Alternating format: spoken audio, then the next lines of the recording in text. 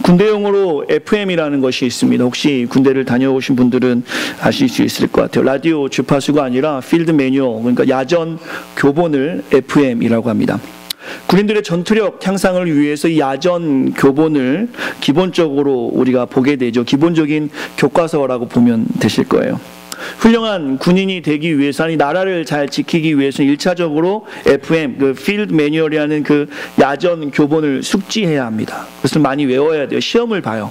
그리고 그것의 원리 원칙을 명확히 이해하고 또 훈련 중에 그것을 사용하여서 그 책에 지시한 대로 잘 하는 사람이 훌륭한 군인이라고도 하고요. 또한 군에 가보신 분들 아시겠지만 그 야전 교본을 기본으로 해서 수십 번, 수백 번, 수천 번 반복 훈련하게 됩니다. 저도 이제 저는 포병이었습니다.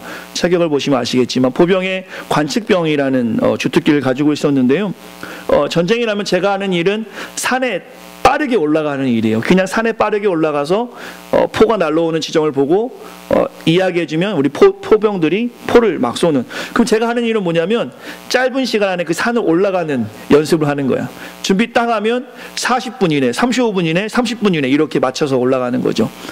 너무나 힘든 훈련이었지만 일병 때, 상병 때 병장이 됐을 때는 정말 이등병들은 헥헥거려도 저희는 산보하는 것처럼 올라가도 숨이 안 찰 정도로 그게 반복 훈련이 했다는 것이죠. 지금 매뉴얼에 따라서 우리가 기본적으로 그 매뉴얼을 지키기 위한 훈련을 계속 반복할 때 훌륭한 군인 혹은 나라를 지킬 수 있는 준비를 할 수 있게 되는 것이죠. 군대가 아니더라도 일반 사회에서 어떤 일이 진행될 때 기본 규칙들이 있습니다. 그 기본 규칙들을 잘 따라야 하죠. 그것이 기본입니다. 그 기본 규칙들이 사회법의 근간이 되기도 하죠. 매주 이야기하는 것 같은데 부부 관계에서도 기본이 있습니다. 다 아시죠? 부부들 다 아시니까. 아내가 지나가다가 대뜸 하는 말이 있습니다. 저 여자 이쁘지 않아? 라고 했을 때 남편들은 1초도 쉬지 않고 아니 당신이 더 이뻐 라고 해야 되는 게 기본이에요. 거기서 머뭇거리면 그때부터는 문제가 됩니다. 아내가 대뜸 묻습니다. 밥 먹다가 나 좀 살찐 것 같지 않아? 그때 우리는 어떻게 해야 됩니까? 1초도 쉬지 않고 당신 이뻐 라고 이야기해야 되는 것이죠. 아내 생일날 꽃을 준비합니다. 생일보다 나이가 하나 적게 꽃을 준비하죠. 왜요? 나머지 한 송이는 옆에 한번 해보시겠어요? 너야. 네. 우스갯소리지만 어쨌든 부부관계에도 기본이 있어요. 기본을 무시하거나 기본을 존중해주지 않으면 문제가 생깁니다. 오늘 말씀의 제목은 새해 헌신의 세 번째 주제로 기본에 충실한 삶이라고 제목을 정해 보았어요. 오늘 말씀을 통해서 하나님을 구주로 영접하고 변장이 아니라 변화된 성도로, 편안이 아니라 세상에서 줄 수 없는 평안을 맛보는 기독인이라면 그 기독인이 가져야 될 기본이 무엇인가, 무엇이 기독인으로서 충실한 삶인가, 그것을 오늘 말씀을 통해서 살펴보려고 합니다. 결론적으로 말씀드리자면 우리 기독인의 기본은 무엇인가? 그것은 바로 성경을 바로 알고 성경에서 증거되는 그리스도에 대해서 바로 아는 것, 이것이 우리의 기본입니다. 요한복음 5장 39절 보시면 성경에서 하나님에 대해 증거한다라고 분명히 말씀하고 있습니다.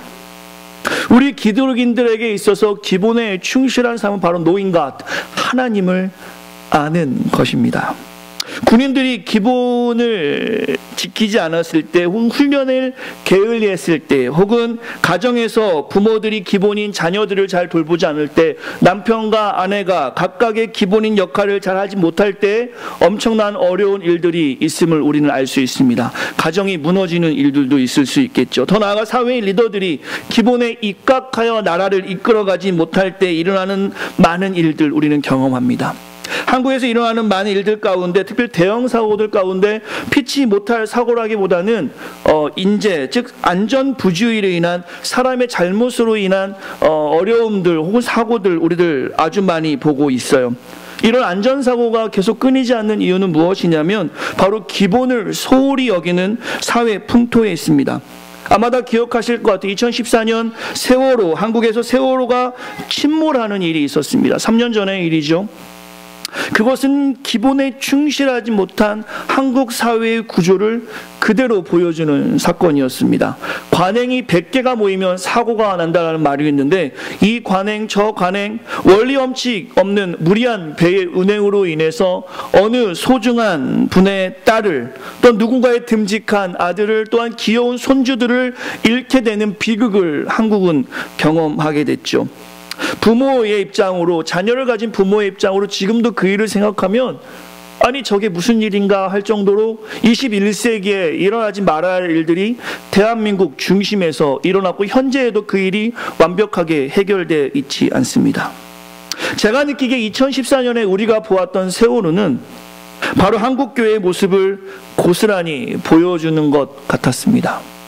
기독인으로서 그 기본인 말씀에 충실하지 못한 관행적인 신앙생활들, 기독인으로서 그 그리스도의 말씀에 기울이지 않은 습관에 젖은 신앙생활들, 기독인으로서 분명한 성경적 기준이 없는 신앙생활들, 또한 기독인으로서 좁은 길과 십자가 지는 것을 부담스러워하는 그 헌신이 전혀 없는 신앙생활, 마치 그 신앙생활이 이제 습관적인 종교생활로 변모한다는 것을 저는 느꼈어요. 모두가 다 그런 것은 아니지만 이 땅에 수많은 성도들이 주일 되면 옷을 차려입고 교회를 가지만 진정한 기독인의 모습이 아니라 그냥 습관으로 하나님께 나아가는 어떤 커뮤니티 모임에 가는 것처럼 된 교회도 있다 말입니다. 교회가 세상의 소망이 돼야 하는데, 그래서 저곳이 우리가 가야 할 곳이다, 소망 없는 자들에게 교회를 통해서 예수 그리스도를 증거해야 하는데, 오히려 세상은 가장 먼저 변화해야 할 곳이 교회, 너네들 아니야 라고 대답할 정도로 교회가 더 이상 세상에 영향력을 주지 못하는 모습들, 우리는 오늘 성경의 말씀을 통해 혹은 이 현재 작금의 시대에 일어난 이 교회를 향한 그 어떤 지탄을 가지고 조금 불편해하면서 부담스러워할 수 있어야 합니다. 난 아니야 라고 하는 것이 아니라 이 땅의 교회가 연결고리, 완전 연계철선처럼 누군 잘하고 누군 못한다고 분리되는 것이 아니라 어떤 교회가 잘하면 하나님께 영광이 모든 교회가 되는 것이고, 한 교회가 못했을 때 아무리 수고하고 헌신하는 선교사들이 있다 할지라도 그것이 연계철선처럼 그분들까지 영향이 있다는 것을 우리가 기억할 수 있어야 돼요. 여러분과 제가 기본에 충실한 기독인인지 이 시간에 한번 고민해 보았으면 좋겠습니다. 이러한 질문을 한번 드려볼게요. 한번 생각해 보세요. 예수만이 길이고 진리라는 말씀, 아무리 생각해도 독선적이라고 생각한다. 진리를 몰라 헤매는 안타까운 세상에 대한 안타까운 마음이 아니라 교회들에 대한, 지루한 전통 교회들에 대한 비판의 마음을 가지고 나는 교회 다니고 있다.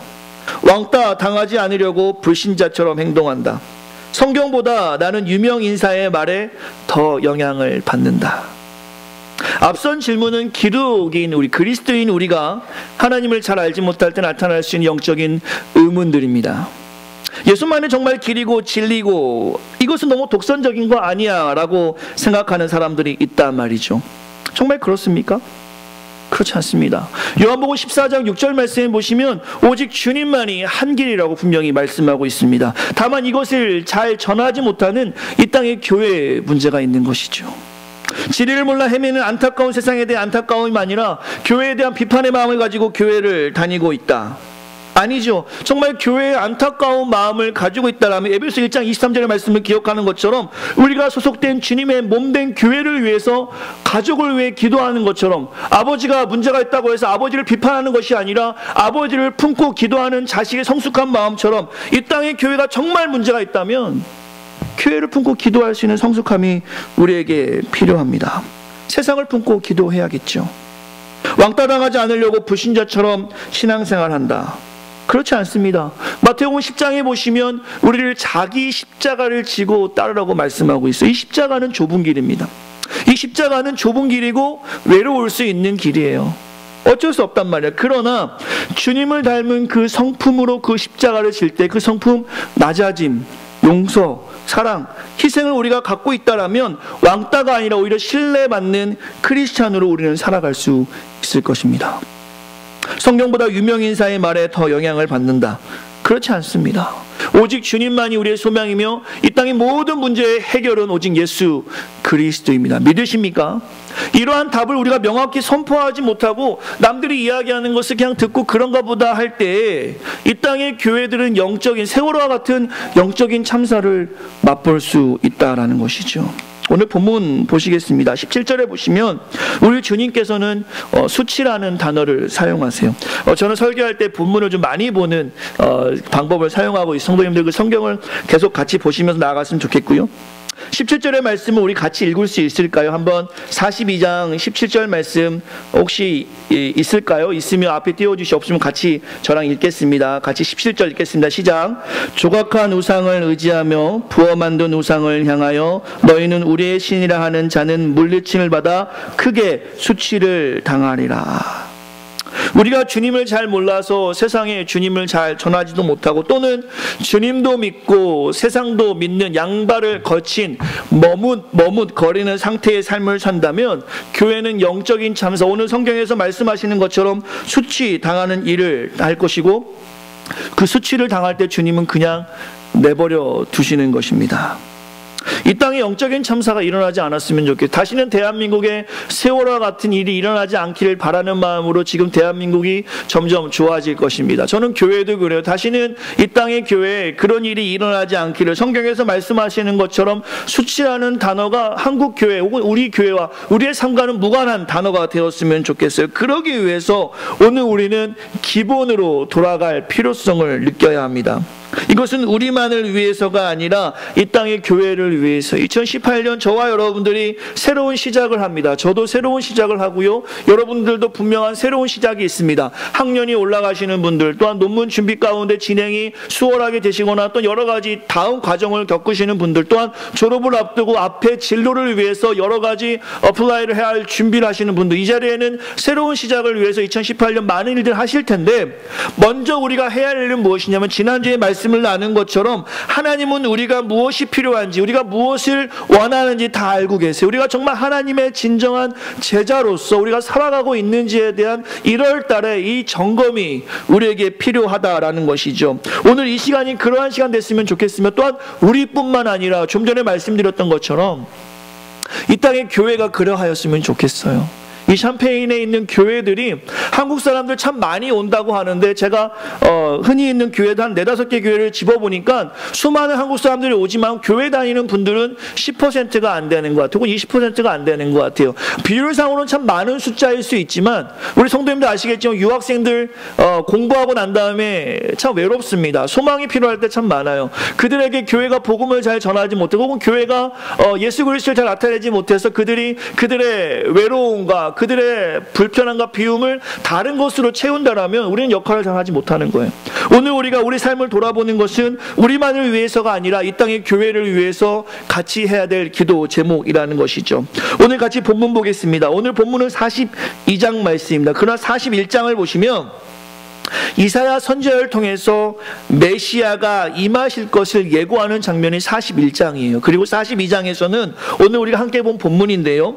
42장에서는 메시아가 이 땅에 오셔서 어떠한 일을 하시는지에 대해서 우리가 읽었던 18장 앞부분 1절부터 17절까지 말씀하고 있습니다. 그리고 오늘 18절부터 마지막 부분에서는 그 하나님이 메시아를 통해서 하실 그 일을 깨닫지 못하는 이스라엘 백성을 보고 하나님께서 진노하시는 장면이에요.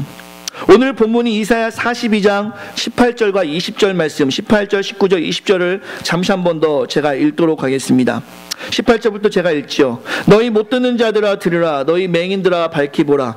맹인이 누구냐? 내 종이 아니냐? 누가 내가 보냈는데 사자같이 못 듣는 자겠느냐? 누가 내게 충성된 자같이 맹인이겠느냐? 누가 여호와의 종같이 맹인이겠느냐? 20절 말씀 우리 같이 읽겠습니다. 시작. 내가 많은 것을 볼지라도 유의하지 아니하며 귀가 열려 있을지라도 듣지 아니하는도다. 오늘 본문은 유다 백성들과 그들을 이끌어가는 지도자들을 가리키면서 20절의 말씀처럼 보아도 보지 못하고 들어도 깨닫지 못하는 자들아 라고 기머거리처럼 됐고 맹인처럼 됐다라고 주님께서 이사야를 통해서 책망하시는 장면이에요. 오늘 본문의 장면을 저희가 이해하기 위해서는 전체를 좀 볼 필요성이 있는데요. 하나님께서는 41장에서 이 땅에 메시아를 보낼 것이라 약속하시고 42장에서는 그 메시아가 이 땅에 와서 어떠한 일을 하실 것이라고 말씀하십니다. 근데 그 사람들은 그 하나님의 말씀을 귀 기울여 듣지 않으니 하나님께서는 책망하시는 장면이 오늘 본문의 장면이라는 것이죠. 42장 말씀을 좀 보아야 되는데, 오늘 말씀의 책망이 만약에 그 유대 시대만 주시는 말씀이 아니라 우리에게 적용한다면 신약교회의 잠자는 지주가 될 거며 이 땅에 진정한 기독인의 삶을 살지 못하는 우리도 포함될 것입니다. 오늘 본문을 이해하기 위해서 42장 전체를 좀 보신다면 1절부터 4절까지 보시면 이사야 선지자를 통해서 그리스도를 소개하는 장면이에요.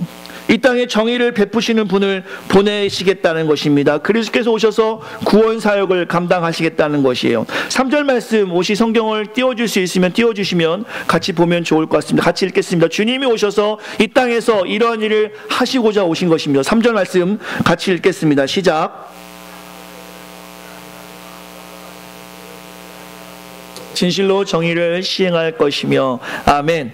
우리 주님께서 이 땅에 오시는 이유는 상한 갈대와 같이 낙심하고 절망하는 영혼들을 위해서, 꺼져가는 등불과 같이 연약한 자들을 위해서 주님은 그 상한 갈대 같은 자일지라도, 연약한 등불 같은 자들지라도 하나님은 그들을 버리지 아니하시고 그들을 구원하고 하나님의 자녀 삼기 위해서 이 땅에 그리스도가 오셨다라는 것입니다. 믿으십니까? 이것은 하나님의 무한한 사랑이에요.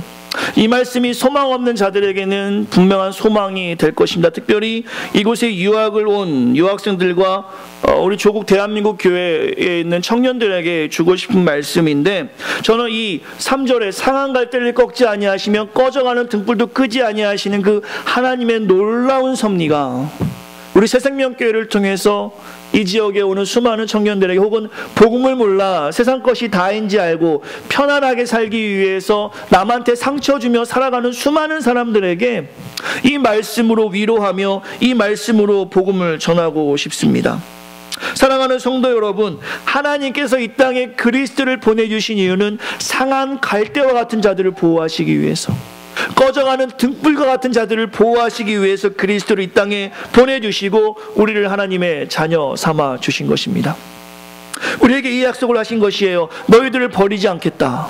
너희들을 내가 구원하겠다라고 약속해 주신 것이죠. 엄청난 약속을 하고 계세요. 5절, 6절, 7절 말씀 제가 부탁을 드렸는데 한번 슬라이드 띄워주시면, 우리 주님께서 이렇게 하시려고 이 땅에 오신 것입니다. 같이 5절, 6절, 7절 앞에 슬라이드와 성경을 보고 같이 읽겠습니다. 시작.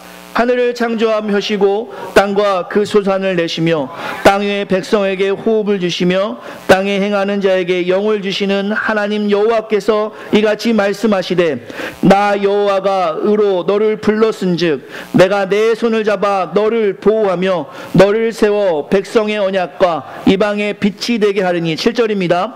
내가 눈먼 자들의 눈을 밝히며 갇힌 자를 감옥에서 이끌어내며 흑암에 앉은 자를 감방에서 나오게 하리라. 주님께서 이 땅에 오신 이유는 바로 오늘 5절, 6절, 7절, 특별히 7절 말씀처럼 갇힌 자를 자유케 하기 위해서, 눈먼 자를 보게 하기 위해서, 자유치 못한 자를 자유케 하기 위해서 이 땅에 오셨다라는 것이죠. 그리고 10절부터 17절까지는 그 하나님의 역사가 열방에 퍼져감을 말씀하고 있어요. 놀라운 일입니다. 16절 말씀 제가 읽겠습니다. 내가 맹인들을 그들이 알지 못하는 길로 이끌며 그들이 알지 못하는 지름길로 인도하며 암흑이 그 앞에서 광명이 되게 하며 굳은 데를 곱게 할 것이라. 내가 이 일을 행하며 그들을 버리지 아니하리라. 우리 주님께서는 이사야 42장에서 이 땅에 그리스도를 보내시면서 그가 해야 할 일들을 말씀해 주고 있습니다. 오늘 16절에 보시면 그들을 버리지 아니하리라. 세상에서는 상한 갈대 같은 자들을 무익하게 봅니다. 꺼져가는 등불을 다시 살릴 생각하지 않지요. 세상에서는 건강한 불 혹은 건강한 갈대를 더 좋아합니다. 우리 모두가 그래요. 우리 주님은 그렇지 않다라는 것이지요. 건강한 자에게 오신 것이 아니라 병든 자를 위해서 주님이 이 땅에 오셨다라는 것이죠. 그리고 그들을 버리지 않겠다라고 분명하게 약속하셨습니다. 그리고 오늘 본문 1절부터 17절까지가 이 땅에서 선포되어진 것입니다. 이 땅에 이루어진 것이죠. 그러나 오늘 제가 여러분하고 새해 헌신이라는 세 번째 주제로 오늘 본문을 택하면서 말씀을 나누며 집중하고 싶은 하나님의 뜻은 무엇이냐면, 바로 오늘 본문에서 이 놀라운 하나님의 계획이 그것이 선포되지 아니하고 혹은 우리에게 그것이 들리지 않는다라는 것이 오늘 본문에서 이스라엘 백성에게 하는 말씀하시는 건데요. 상한 갈대를 꺾지 아니하시고 구원의 약속으로 눈먼 자를 밝히시며 갇힌 자를 자유케 하시는 놀라운 하나님의 계획을 보여주셨는데 20절 말씀 보시겠습니까? 맹인과 기머거리 같이 이스라엘 백성이 전혀 깨닫지 못한다라고 말씀하고 있습니다. 지금의 우리의 모습은 어떻습니까?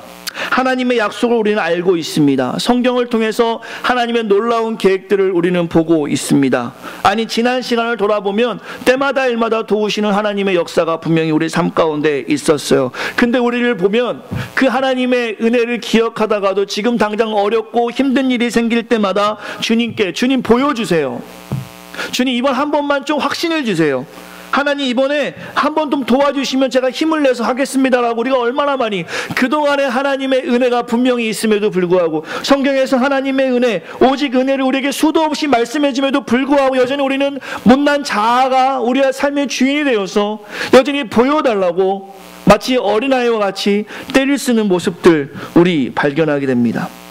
미성숙한 신앙의 모습이 우리 안에 있다라는 것이죠. 오늘 말씀을 통해서 저와 여러분에게 좀 주목하고 싶은 것은 하나님께서는 저와 여러분을 사랑하시고 성경을 통해서 하나님의 뜻을 보여주신다라는 것이죠. 저는 이전에 시각장애를 가지고 계신 한 교수님, 집사님을 본 적이 있어요. 여러분 아실지 모르겠습니다. 피츠버그 대학의 가연옥 박사라는 분이 예전에 제가 섬기던 교회 집회를 몇 번 오셨었어요. 청년들 수련회도 오셨었고요. 제가 그분을 참 존경할 수밖에 없는 이유는 그분이 이런 말씀을 한번 하셨습니다. 사람들은 하나님을 봐야 믿는다고 한다. 사람들은 하나님을 만져보면 믿을 수 있다고 한다. 이렇게 한다면 하나님을 본 자가 하나님을 믿고 하나님을 만진 자가 하나님을 믿는다라면 우리 같은 시각장애인들은 하나님 절대 만날 수 없다. 하나님을 만진 자가 하나님을 믿는다고 한다면 하루 종일 침대에 누워있는 중증 장애인들 하나님 만날 수 없다. 그러나 정말 은혜인 것은 눈이 보이지 않던 병자던 영으로 하나님을 볼 수 있기 때문에 우리 모두는 하나님 만날 수 있다. 하나님은 정말 공평하시다. 평생을 태어날 때부터 시각장애로 살아오신 그분이 그 하나님에 대해서 그렇게 고백하시죠. 여러분과 제가 전도할 때 사람들 참 많이 이야기합니다. 하나님 보면 믿겠어요. 만져보면 믿겠어요. 그런 하나님이라면 그 하나님은 공평한 하나님이 아니라는 것입니다. 만질 수 없어도 볼 수 없어도 영으로 하나님을 만날 수 있게 하시는 그 하나님의 놀라운 은혜를 경험해야지 하나님의 놀라운 역사를 우리가 볼 수 있다는 건데 정말 진실한 기독인의 고백이 아닌지 모르겠습니다. 그러나 현실은 어떻습니까? 우리의 믿음이 너무나 약해요.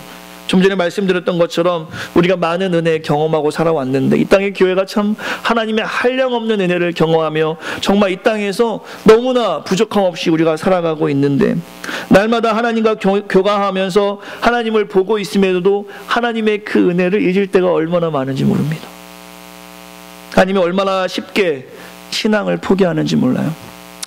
감히 제가 예상하건대 이 땅의 교회가 숫자가 많이 줄어들었습니다. 저는 1차 뭐라고 할까요? 교회를 떠난 분들 가나안 성도라고 우리가 보통 부르죠. 1차 가나안 성도들은 사실 저는 믿음이 그렇게 견고하다라고 생각을 못할 때가 있었어요. 저는 사실 더 중요한 건 뭐냐면 2차 가나안 성도가 생길 것이다. 무엇이냐면 교회가 여전히 어렵고 힘듦에도 불구하고 교회에서 열심히 헌신하던 분들이 이 땅의 교회가 회복되지 않고 여전히 교회 지도자들이 세상의 욕심을 가지고 이것이 복음이다라고 선포되는 그 날이 계속 지속되면 정말 헌신적으로 교회에서 1차 가나안 성도가 교회 떠날 때 그들을 잡지 못했지만 그들 대신 2배, 3배 열심히 교회를 사랑하고 정말 헌신적으로 일했던 분들이 이제는 더 이상 교회에 소망이 없다 생각하고 각자 집으로 혹은 각자 섬길 곳으로 찾아 떠나는 2차 가나안 성도도 나오지 않을까 하는 생각이 들 정도로 한국 교회가 사실 소망을 주지 못하는 모습, 바로 이런 부분 아니겠습니까? 우리의 삶의 순서에서 교회를 이끌어가는 분들조차도 우선순위에 있어서 주님을 뒤로하는 모습들을 우리가 쉽게 볼 수 있으니까 이 땅의 교회가 점점 더 어려워지는 현상 우리가 보고 있는 것입니다. 오늘 본문에 보시면 하나님의 책망도 계속되어집니다. 21절 말씀 보시겠습니까? 여호와께서 그의 이로 말미암아 기쁨으로 교훈을 크게 하며 존귀하게 하려 하셨으나 하나님께서는 이 땅에 하나님 믿는 백성들을 존귀하게 하려 하셨으나 22절 말씀 우리 같이 한번 성경을 통해서 읽도록 하겠습니다. 시작. 이 백성이 도둑맞으며 탈취를 당하며 다 굴 속에 잡히며 옥에 갇히도다. 노략을 당하되 구할 자가 없고 탈취를 당하되 되돌려 주라 말할 자가 없도다. 하나님께서는 우리를 보호하시는 그 하나님의 놀라운 섭리 가운데 하나님 우리를 존귀하게 하시려고 하셨습니다. 이 땅에 누구도 대충 만들어진 사람이 없다 말입니다. 흔히 말하는 하나님이 졸다가 구웠는데 너무 시간이 지나서 흑인이 나오고 이제는 그렇게 하지 말아야지 깜빡해서 튀는데 백인이 나오고 잘 구워진 게 우리다라고 한국에서 만든 얘기인지 모르겠지만 그렇지 않다. 하나님은 모두가 다 존귀하게 특별하게 마스터피스를 만드셨다는 것이죠. 그 사람이 비록 세상에서는 하찮은 일을 할지언정 그것은 세상의 관점이지 하나님의 시각에서는 그는 이미 그리스도와 같이 그리스도를 섬기는 것처럼 하는 일이라면 그 일은 이미 그에게 holy job, 성직이 될 수 있다라는 것이죠. 하나님 모두를 존귀하게 우리를 만드셨습니다. 그러나 그들이 하나님 말씀에 순종하지 않으므로 하나님 말씀을 따르지 않으므로 하나님에 대해서 알지 못함으로 도적 맞으며 탈취당하고 옥에 갇히고 노략을 당하게 되었고 이제는 그들을 도와줄 자가 아무도 없다라고 성경에서 말씀하고 있어요. 그리고 24절과 25절 말씀 한번 같이 읽겠습니다. 25절입니다. 42장 한번 같이 읽겠습니다. 시작.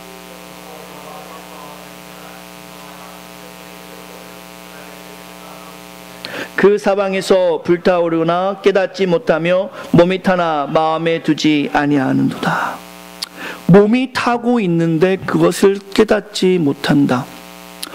저는 사지가 멀쩡합니다.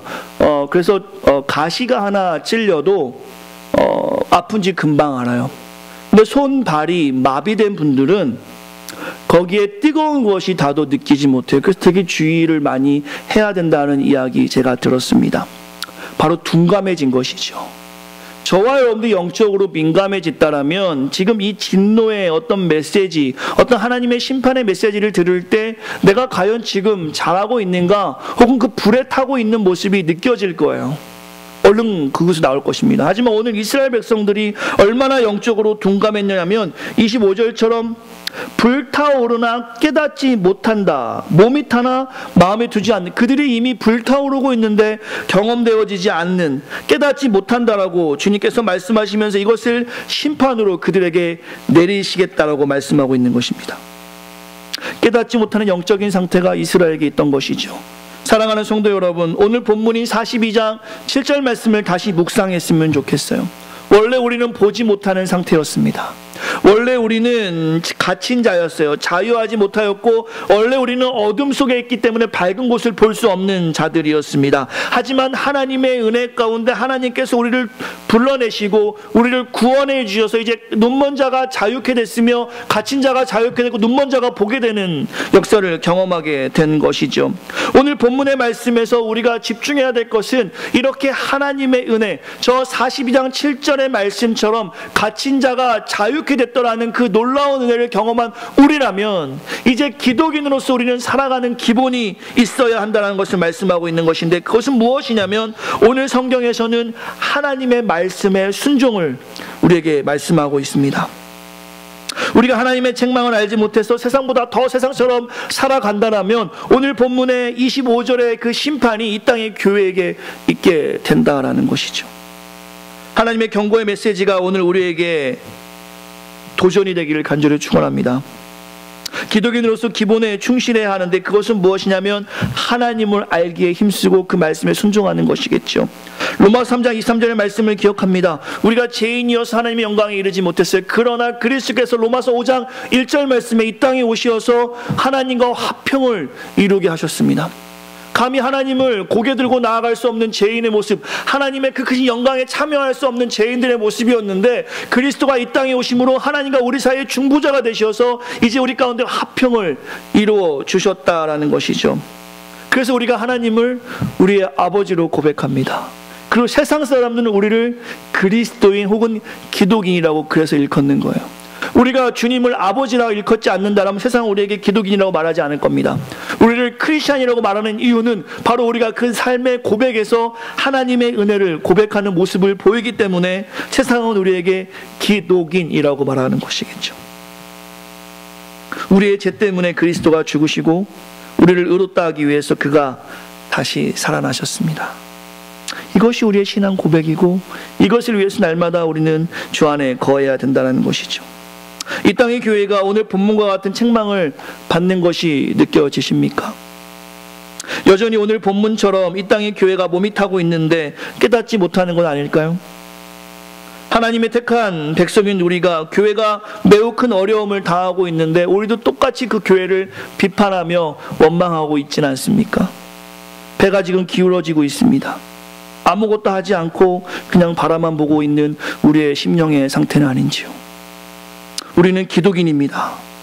우리만 고백하는 것이 아니라 세상에서는 우리 보고 크리스찬이라고 말하고 있습니다. 기독인의 기본은 성경에서 증거하는 그리스도로 충만해야 합니다. 그리고 그리스도가 하신 그 일을 기억하며 그 은혜에 합당한 삶을 살아갈 수 있어야 합니다. 예수천당 불신지옥이라는 피켓만 들고 세상에 나아가는 것이 아니라 삶에서 그리스도의 흔적을 남아낼 수 있어야 돼요. 가슴에 십자가의 흔적이 있어야 합니다. 사랑하는 성도 여러분, 오늘 우리가 귀한 말씀을 통해서 자복하고 회개하는 마음으로 주 앞에 나아가기를 소망합니다. 사도행전 2장에 보시면 베드로가 설교하지요. 그때 3,000명이 회개하는 일들이 있어요. 그렇다면 그때 베드로가 전했던 그 말씀과 지금의 말씀에 어떤 차이가 있기에 그때는 베드로가 복음을 전했는데 3,000명이나 회개하고 지금은 그런 일이 없는가? 다른 말씀을 전했는가? 그렇지 않아요. 베드로가 사도행전 2장에 전한 것은 그리스도가 이 땅에 오셨고 그가 너희들의 죄를 위해 십자가를 지었고 그가 부활하셨다고 말한 겁니다. 베드로가 전한 복음은 이 땅의 교회에 전하는 복음과 전혀 다르지 않았어요. 여전히 복음을 전했고 여전히 하나님의 계획을 전했고 이 땅에 오신 그리스도가 누군지에 대해서 베드로는 선포했습니다. 그때 그 초대교회 때 3,000명이 회개하는 역사가 있었어요. 그러나 지금 이 땅의 교회에 하나님의 말씀이 선포되어지지만 회개의 역사가 점점 없어지는 것 우리가 확인하게 됩니다. 왜 그럴까요? 메시지가 틀려서 그렇습니까? 그렇지 않아요. 메시지는 동일합니다. Message is good. 2000년 전이나 지금이나 하나님이 우리에게 주신 메시지는 동일해요. 그러나 Messenger is not good. 2000년 전에 복음을 전했던 수많은 주의 종들은, 수많은 주의 제자들은 죽음을 각오하고 주님을 전했지만 이 땅에 우리 메신저인 우리는 우리의 삶을 다 돌아본 후에 하나님을 전하기 때문에, 혹은 세상에서 기대하는 모습으로 살아가지 못하는 모습만 가지고 복음을 전하기 때문에 저수지의 물은 깨끗한데 그 수도관이 녹슬었기 때문에 녹슨물이 나오는 것입니다. 혹시 우리가 그런 녹슨 수도관이 되어 있지는 않은지 우리의 삶을 돌아볼 수 있어야 돼요. 기본에 충실하지 못했을 때 나라가 무너지고, 기본에 충실하지 못한 군인들이 있을 때 나라를 지킬 수 없으며, 기본에 충실하지 못한 부모, 자식 관계가 있을 때 그 가정이 무너지게 되는 것입니다. 기본에 충실하지 못한 학습 방법을 가지고 있으면 공부를 잘할 수 없겠죠. 오늘 우리 말씀을 통해서 우리 기독인의 기본은 무엇인가? 무엇이 기본에 충실한 삶인가? 사실 기본에 충실한 삶이라는 제목을 정하고 우리의 적용점으로 삼기 위해서 제가 이 단어를 선택해 봤습니다. 개혁. 정말 기본에 충실한 삶을 살기 위해서 우리에게 개혁이라는 단어가 필요할 정도로 이 땅의 교회가 많이 타락한 것은 아닌가? 정말 하나님 말씀대로 우리가 살아가고 있는가? 오늘 말씀을 통해서 저와 여러분에게 도전을 드리고 싶습니다. 오늘 말씀을 통해서 우리의 기본은 무엇인가? Back to the Bible. 다시 성경으로 돌아가야 합니다. 성경이 여러분의 삶의 주인이 되어야 되고, 성경의 말씀을 통해서 여러분을 생각해야 되고, 성경에 사시는 그 말씀을 통해서 하루를 시작해야 합니다. 이것이 기독인의 기본이에요. 성경을 통하지 않고서는, 성경을 읽지 않고서는 하나님의 뜻을 도통할 수가 없습니다. 제가 청년사역을 좀 오래 했어요. 한 10년 정도 해왔던 것 그동안의 귀한 사역을 다 돌아보면요, 청년들 와서 하는 질문 중에 하나가, 가장 첫 번째 질문이 그래요. 하나님의 뜻이 무엇인지 모르겠습니다. 하나님의 뜻이 무엇인지 모르겠습니다. 데살로니가후서의 말씀을 기억합니다. 전서의 말씀을 기억합니다. 범사에 감사하라. 이것은 너희를 향하신 하나님의 뜻이니라.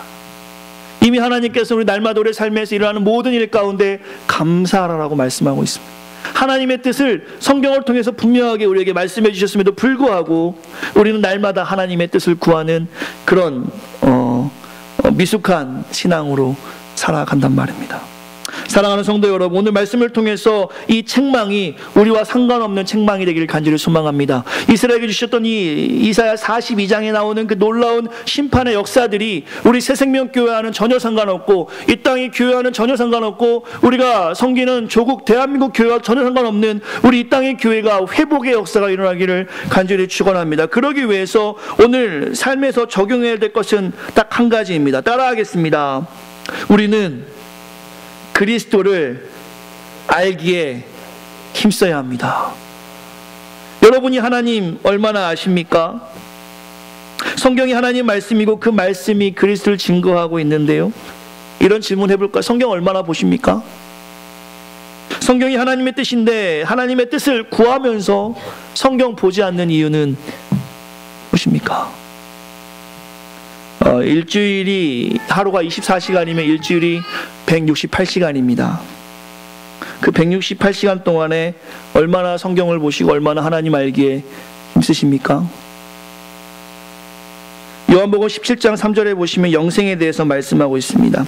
요한복음 3절 16절 말씀에 그리스도를 믿을 때 영생이 있다 말씀하시는데요, 그 영생이 무엇이냐? 요한복음 17장 3절에서 이렇게 말씀하고, 영생은 곧 유일하신 참 하나님과 그가 보내신 자 예수 그리스도를 아는 것이다. 정말 우리가 영생이 있다라면, eternal life, 우리에게 정말 영원한 생명이 있다라면 그것의 근거는 무엇인가? 증거는 무엇인가? 바로 내가 하나님을 아는 것입니다. 내가 그리스도를 아는 것이란 말입니다.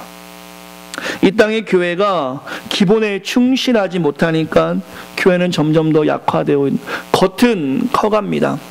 그런 표현들 많이 하지요. 저희 어렸을 때 체력장 하면요, 다 잘했어요. 제 친구들 보면요. 근데 조금 지금의 상황에서 우리 어린 아이들, 그러니까 지금 한국을 가리킵니다. 뭐 체력장을 하거나 하면 아이들 체력이, 등치들은 훨씬 커졌는데요, 키는 엄청 커졌는데 체력은 점점 약해진다는 소리 많이 들어요. 지금 교회가 그런 모습도 우리가 보죠. 교회는 엄청 커졌어요. 저 어렸을 때 봤을 때 교회 모습과는 다르게 지금 교회들은 엄청 화려해졌고요.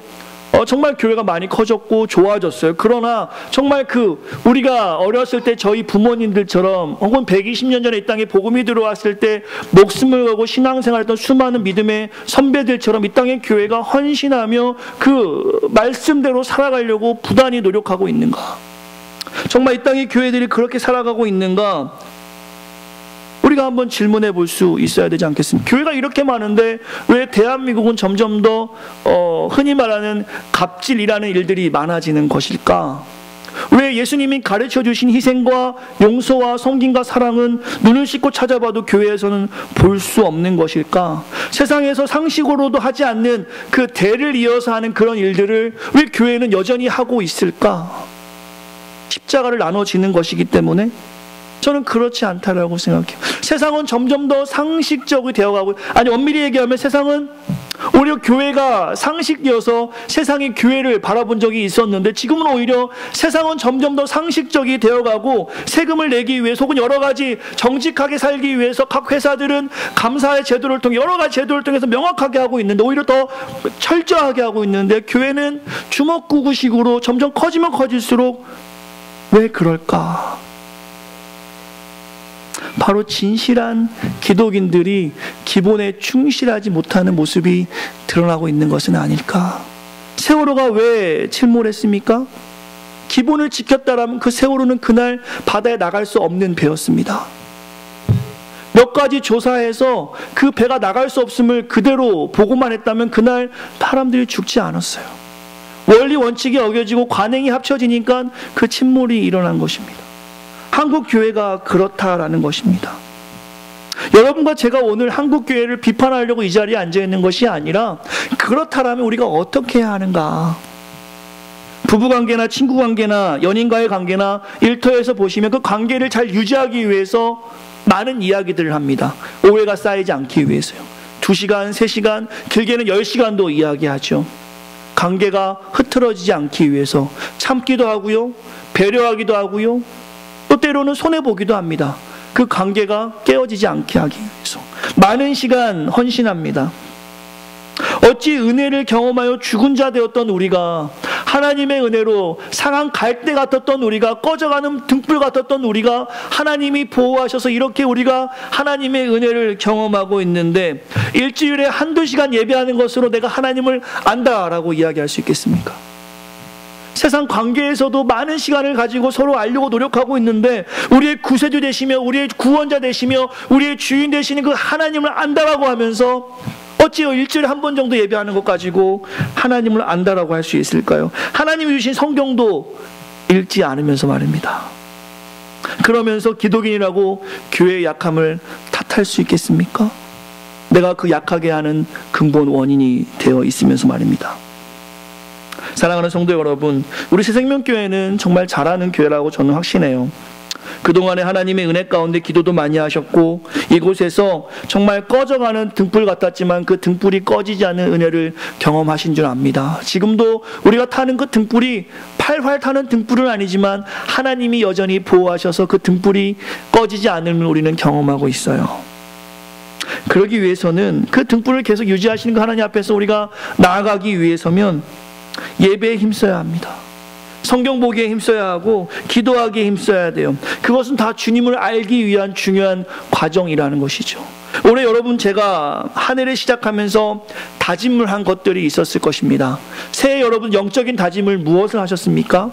대부분 기독인들은 이런 다짐을 하죠. 올해는 성경을 꼭 1번 읽어야지. 1번 읽어야지 하면 1번 못 읽습니다.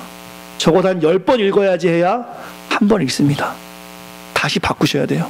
집에 가셔서 올해는 성경 1번 읽어야지 이러면 절대 못 읽어요. 올해 성경 10번 읽어야지 하면 10번 읽으려면 지금부터 하셔야 되잖아요. 아이들에게 성경 읽어줘야지, 하루에 1절 읽어줘야지 절대 안 돼요. 하루에 100절 읽어줘야지 하지 한 절이라도 읽어줍니다. 이게 우리의 모습이에요. 근데 그 모습이 하나님을 알아가는 우리의 기본이 된다라는 것입니다. 사랑하는 성도 여러분, 세상이 하나님을 우습게 여기는 것보다 이 땅에 교회된 우리가 하나님을 더욱 우습게 여기는 것 같아요. 하나님을 안다 하면서 하나님이 주신 말씀도 보지 않고, 하나님을 안다 하면서 예배의 귀함을 여기지도 않고, 하나님을 안다 하면서 기도하지 않으니까 말입니다. 오늘 본문의 말씀은 이 땅의 교회에게 주시는 하나님의 준엄한 책망이십니다.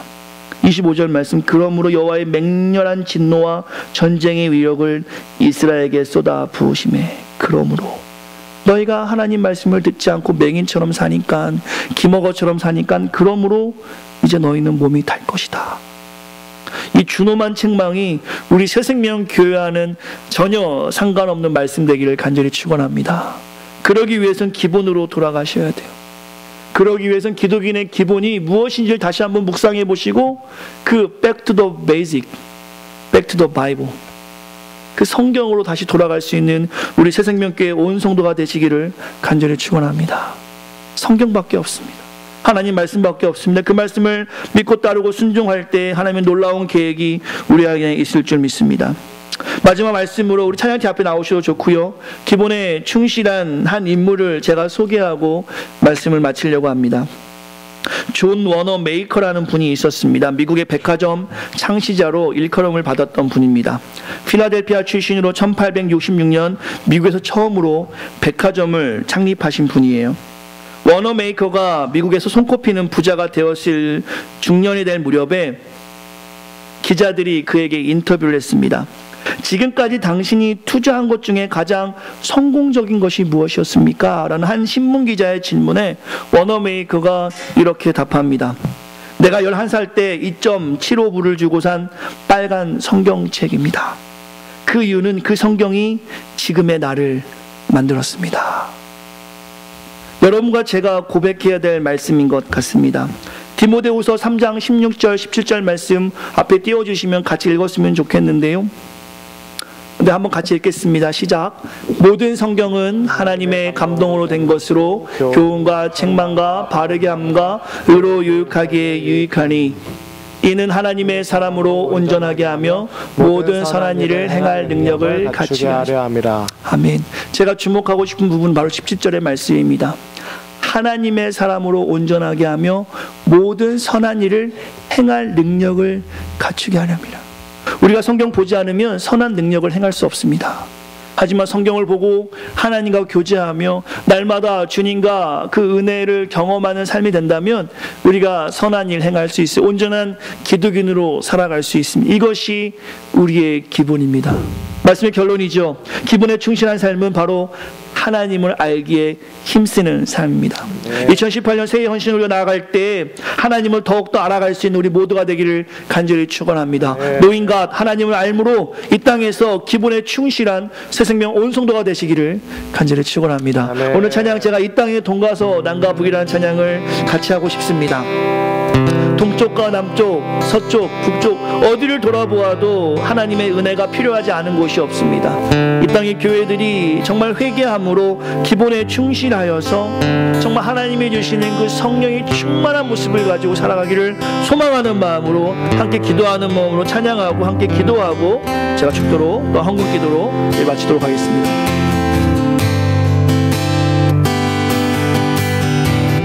이 땅에 우리 간절한 마음으로 찬양합시다.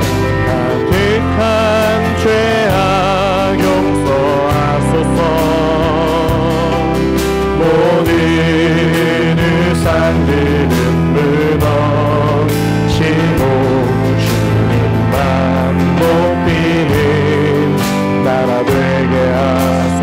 이 땅에 지친 모든 이 땅에 지친 모든 주 예수를 사랑하게 하소서. 주 예수를 사랑할 때도 꺾지 아니하시는 그 하나님의 사랑이 증거되길 원합니다. 저들의 아픔과 눈물 주님의 보혈 이 땅 치유하소서. 주님의 아멘. 보혈 이 땅 치유하소서. 성령의 세바라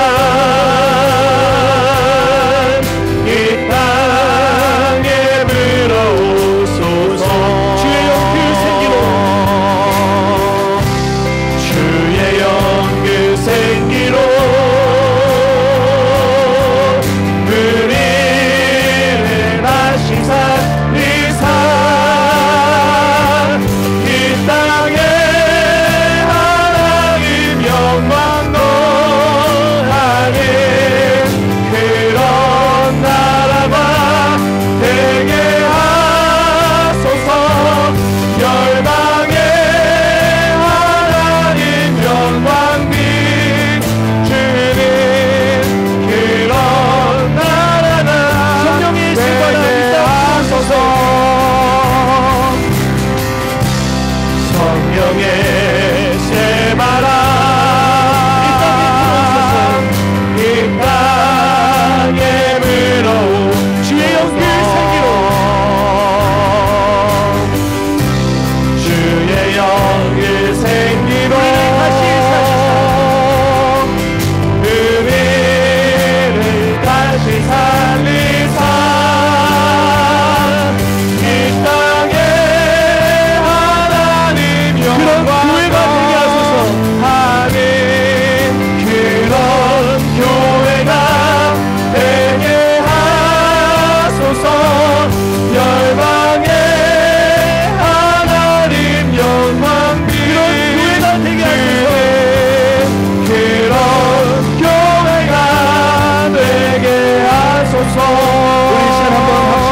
기도하겠습니다. 새해 헌신 세 번째 주제인 기본에 충실한 삶. 기본에 충실한 삶은 변화된 성도가 하나님이 주시는 그 평안을 맛보면서 이 땅에서 성경대로 살아가는 것입니다. 내 안에 기본에 충실한 삶으로 복음의 통로가 되고 축복의 통로가 되어서 2018년 하나님의 은혜를 맛보는 삶이 될 수 있게 달라고, 우리 새생명교회 온 성도가 믿음 안에 승리하는 성도가 될 수 있게 달라고 이 땅의 교회를 위해서 기도하길 원합니다. 이 땅의 교회가 다시 성경으로 돌아가 성경대로 살아가는 교회가 될 수 있게 해달라고 우리 학생으로 같이 한번 기도하겠습니다. 제가 기도하고 헌금 기도하며 축도를 같이 했습니다. 같이 기도하겠습니다. 하나님 찬양합니다. 하나님 높여드립니다.